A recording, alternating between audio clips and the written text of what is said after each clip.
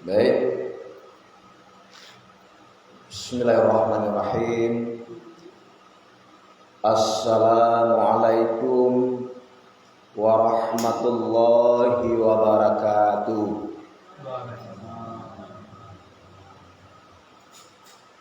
Alhamdulillahilladzi asra bi'abdihi lailam minal masjidil haram ilal masjidil aqsa alladzi barakna haulahu linuriyahu min ayatina innahu huwas samiul basir. Asyhadu an la ilaha illallah wahdahu la syarikalah wa asyhadu anna Muhammadan abduhu wa rasuluh. Allahumma shalli wa sallim wa barik ala Muhammad wa ala alihi wa sahbihi ajmain. Yang kami hormati pengurus Masjid Al-Furqan Nagari Tebing Tinggi Tapan. Selanjutnya yang kami hormati alim ulama Cadiak Pandai Suluh Bendang dalam Nagari, Palito nan indak kunjuang padam masonya lo dari dunia bendangnya sampai ke akhirat. Tagaknya rintang jo pituah, duduaknya baca min jo kitab. Tahu dihala dengan haram, tahu disah dengan batal. Ibu-ibu bulu kandung di papeh rumah nan gadang, hiasan dalam kampung Sumarak dalam nagari, ka undang-undang ka Madinah, ka Payong Panji, ka Sarugo, Amban Puro, Ambun Bunian, urang nan duduak jo sukatan. Bapak-bapak, ibu-ibu jamaah subuh Masjid Al-Furqan yang kami muliakan. Mari terlebih dahulu kita mengucapkan puja dan puji serta syukur kepada Allah Subhanahu wa taala atas semua nikmat dan rahmat yang telah Allah berikan kepada kita yang tidak ada tandingannya. Tanpa adanya nikmat dan rahmat Allah tersebut, ya, barangkali kita tidak dapat melangsungkan kehidupan kita, tidak dapat melaksanakan ibadah kita atau amal-amal, ya, untuk persiapan bekal kehidupan hari esok kita. Ya, nikmat dan rahmat Allah yang berupa kesehatan, kesempatan, usia, umur masih diperpanjangkan oleh Allah Subhanahu wa taala.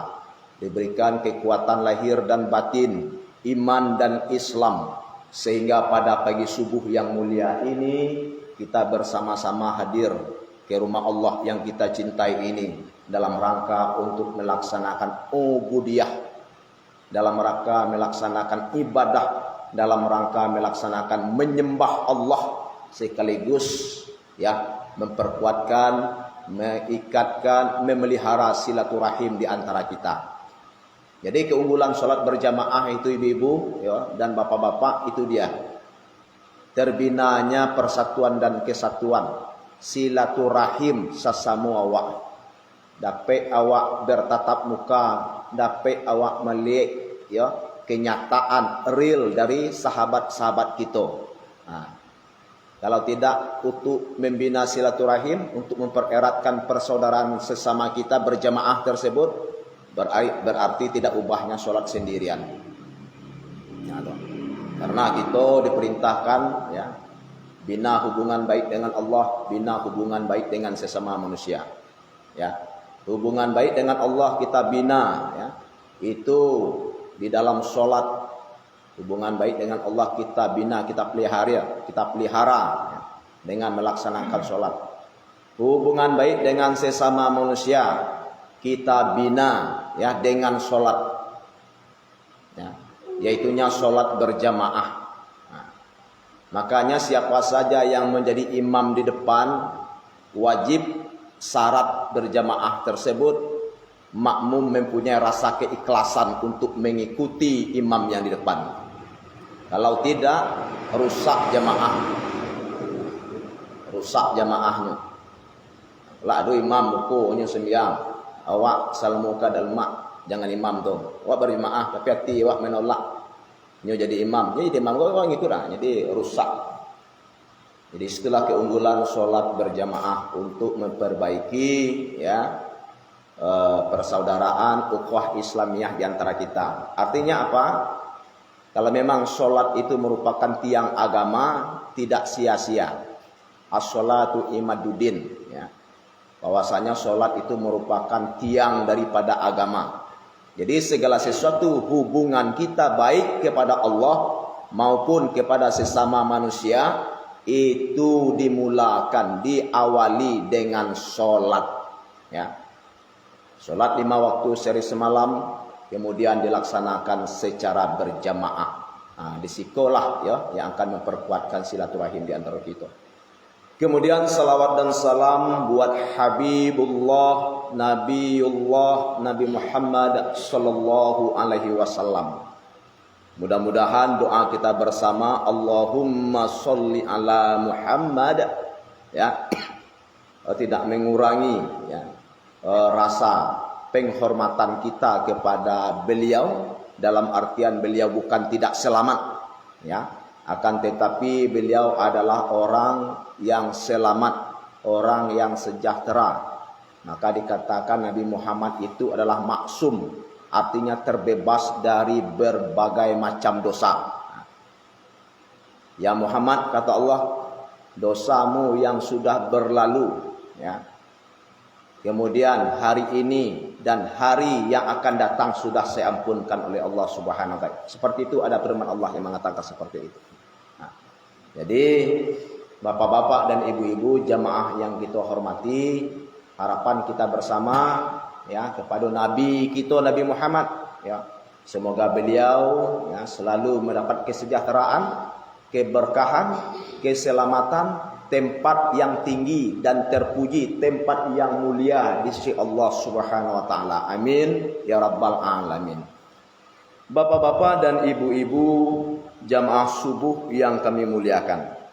Di dalam surat An-Najmi atau surat An-Najm atau surat An-Najmu, di sini Allah Subhanahu wa taala berfirman, laqad ra'ahu nazlatan ukhra inda sidratil muntaha indaha jannatul ma'wa. Lanjut, idz yakhsha sidrata ma yakhsha ma yakhsha ma zagal basaru wa ma tagha laqad ra'a min ayati rabbihil kubra. Berselindung diri kita kepada Allah dari godaan syaitan yang terkutuk dengan nama Allah yang Maha Pengasih lagi Maha Penyayang. Dan sungguh Muhammad telah melihat malaikat Jibril pada waktu yang lain, yaitu di Sidratul Muntaha. Di sisinya Sidratul Muntaha ada surga tempat tinggal. Iz yakhsha sidrata ma yakhsha. Ya. Ketika Sidratul Muntaha diliputi oleh sesuatu yang meliputinya. Mazagal basaru wa ma tagha. Apa yang dilihat oleh Muhammad tersebut ya tidaklah berpaling. Penglihatan Muhammad tersebut tidaklah berpaling dan tidaklah melampauinya. Ya. Dan sungguh Muhammad telah melihat dari tanda-tanda kebesaran Tuhannya yang besar, yang maha besar. Jadi bapak-bapak dan ibu-ibu jamaah subuh yang kami muliakan, ayat ini surat An-Najmi ayat 13 ya, 14, 15, 16, 17, ya. 18 itu jawaban.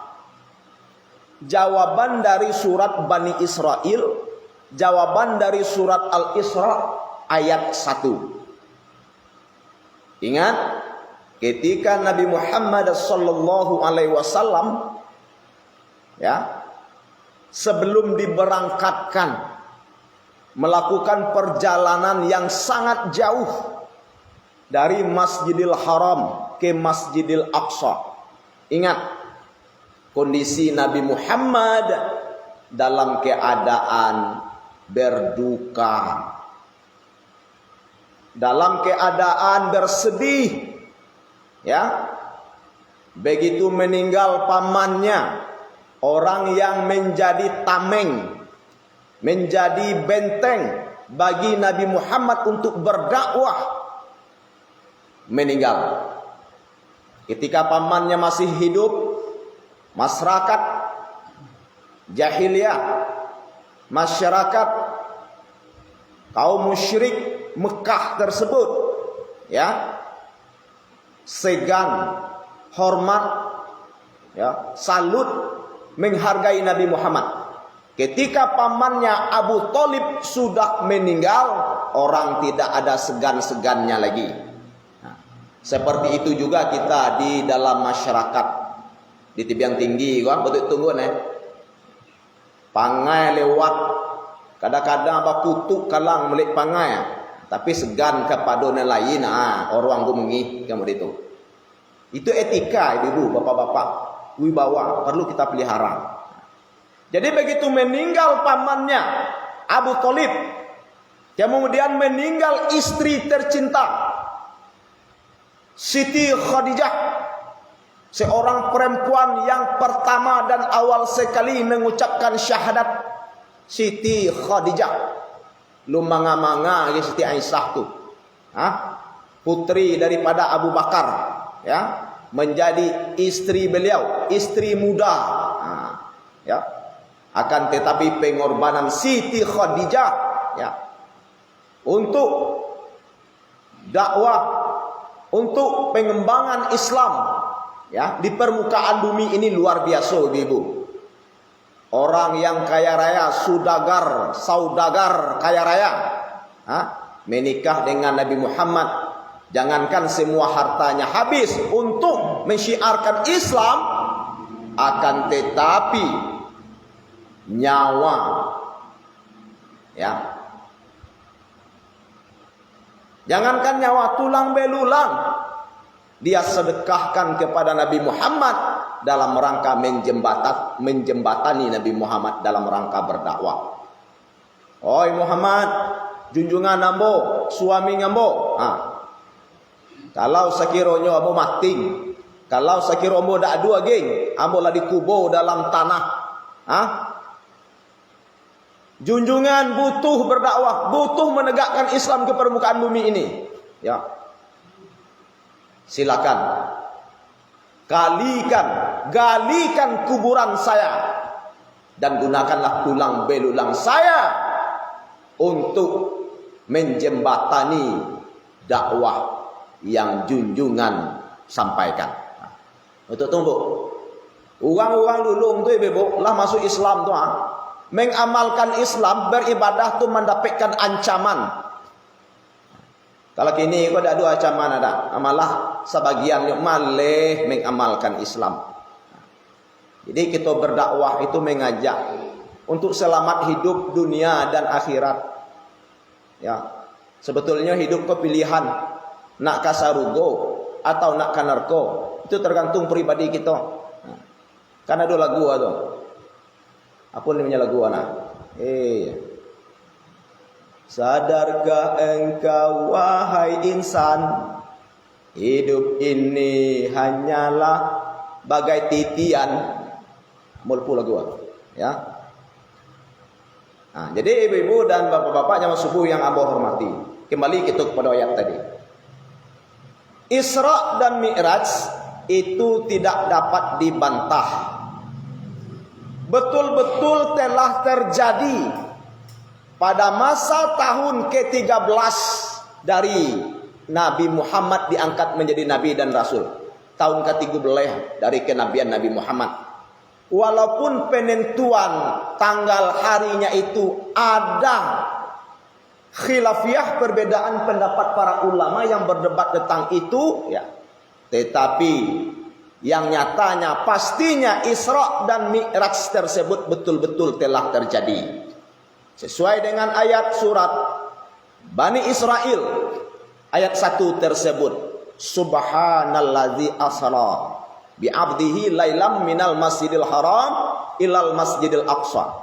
Maha suci Allah, maha agung Allah. Allah tidak berbohong, Allah tidak berdusta. Itu pemahamannya. Karena Allah yang berkata, karena Allah yang melaksanakannya. Ya, maha suci Allah yang telah memperjalankan hambanya, nyanya itu adalah Nabi Muhammad. Nah, pada suatu malam dari Masjidil Haram ke Masjidil Aqsa. Nah, dari Masjidil Haram ke Masjidil Aqsa itu ibu-ibu, amba baca penafsirannya. Kenapa disebut Masjidil Aqsa? Karena di situ menunjukkan tempat yang paling jauh. Kenapa itu Masjidil Aqsa? Karena di situ pernah dahulu Nabi Ibrahim tinggal. Para nabi dan rasul sebelumnya pernah tinggal di sana. Pernah lahir di sana. Apalagi Nabi Ibrahim sebelum ia hijrah betul-betul tinggal di Mekah.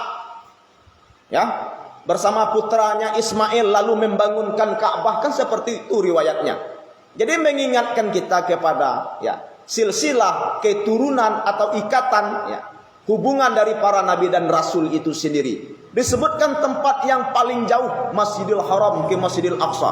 Aqsa, Masjidil Aqsa, masjid atau tempat yang paling jauh.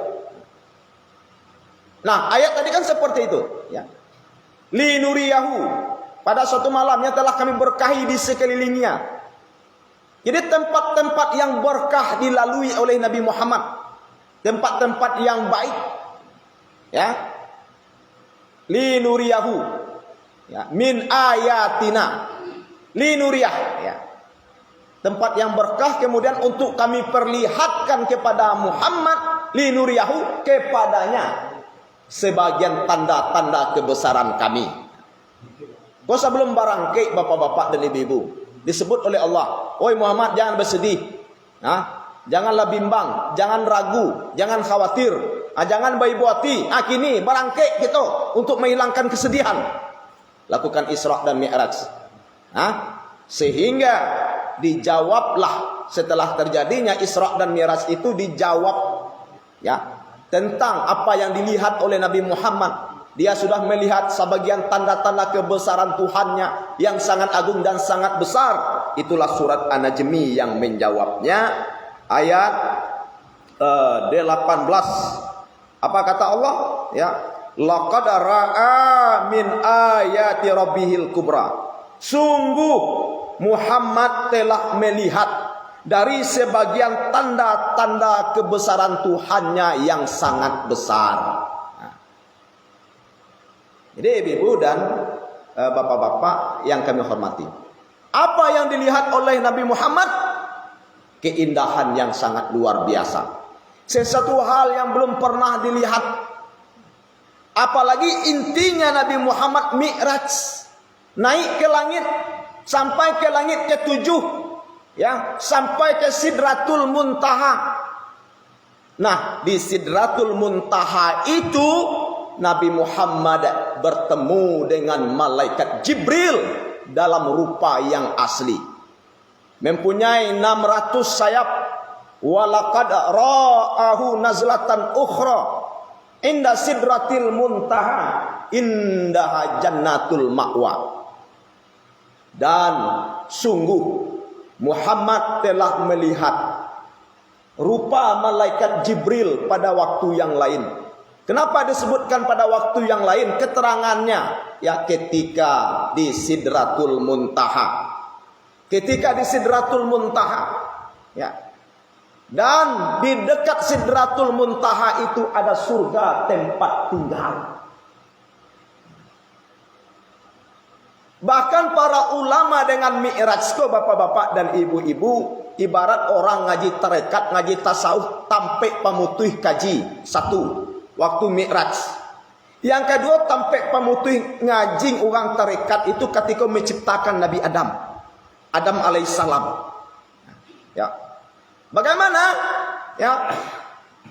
Kemudian di Sidratul Muntaha untuk naik ke atas setentangan dengan kursi Allah melalui raf-raf, melalui ruang dan waktu yang sangat, malaikat Jibril tidak bisa ikut.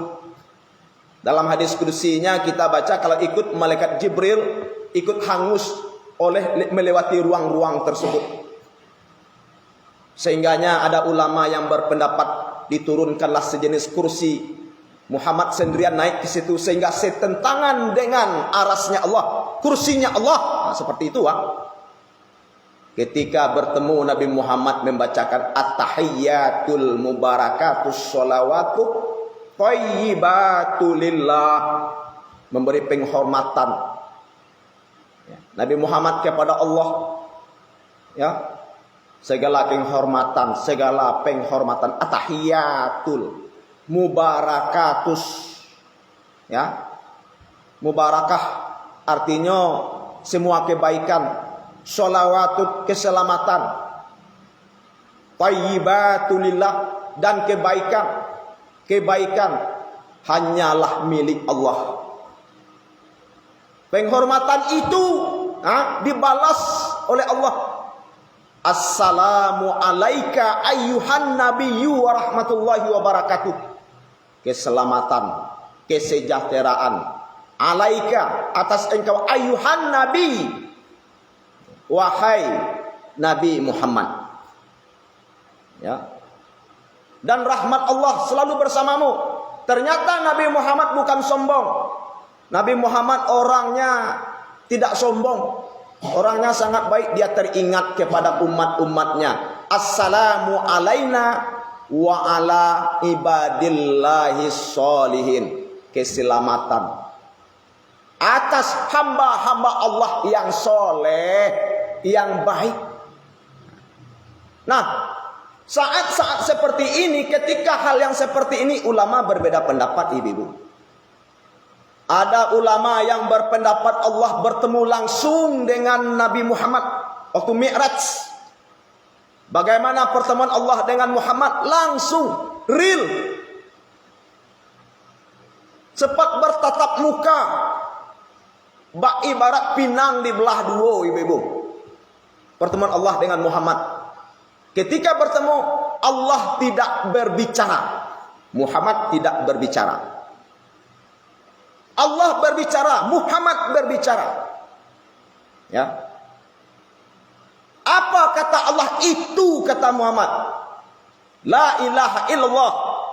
Nan dibatin, Muhammad dan Rasulullah nan dilahir barang nampak.